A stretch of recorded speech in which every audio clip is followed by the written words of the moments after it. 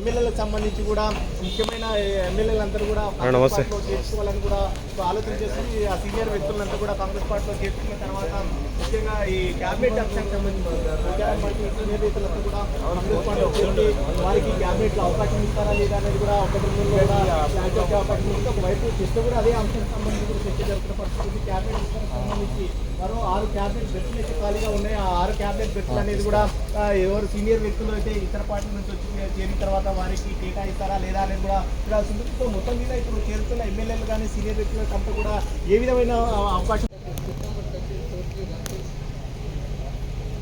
ప్రస్తుతం మాజీ మంత్రి అలాగే మాజీ స్పీకర్ పోచారం శ్రీనివాస్ రెడ్డితో సీఎం రేవంత్ రెడ్డి భేటీ కావడం జరిగింది. బంజారాహిల్స్ ఎమ్మెల్యే కాలనీలోని పోచారం నివాసానికి సీఎం రావడం కాంగ్రెస్ ప్రచారం జరుగుతుంది. అయితే దానికి కార్యరూపం దాచలేదు. కానీ గత వారం రోజుల్లో కూడా చాలా మంది కాంగ్రెస్ నేతలతో బీఆర్ఎస్ అనేది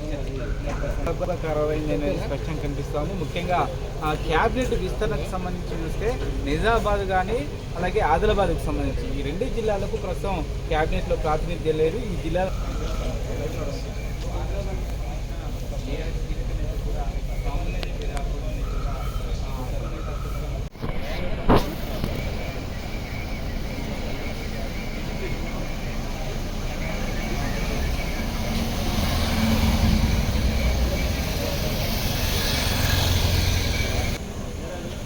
పర్మిషన్ తీసుకున్నా ఆల్రెడీ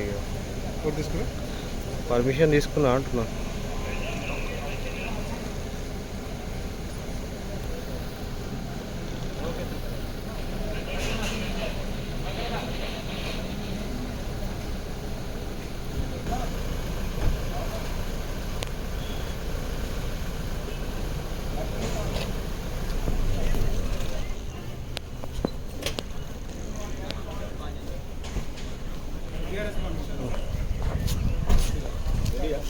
అదే ఇంకా టైం ఉంది.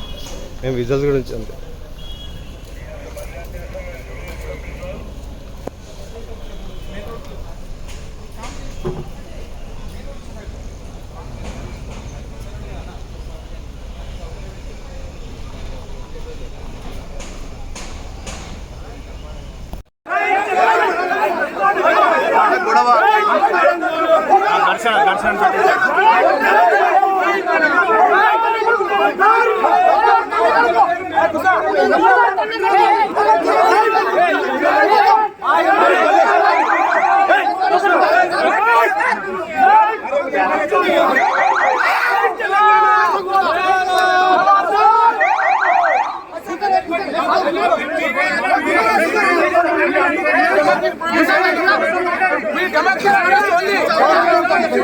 ప్రజాస్వామ్యాన్ని కాపాడండి.